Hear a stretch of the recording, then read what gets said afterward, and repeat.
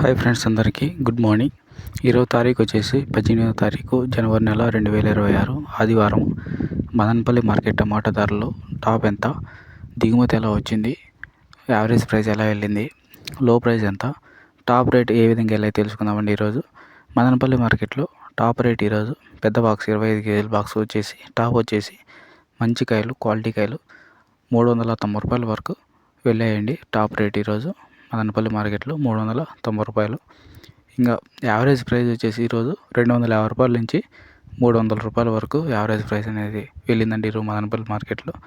లో ప్రైస్ వచ్చేసి తక్కువ పొడికాయలు 100 రూపాయల నుంచి 120 రూపాయల వరకు వెళ్ళాయండి ఈరోజు మదనపల్లి మార్కెట్లో.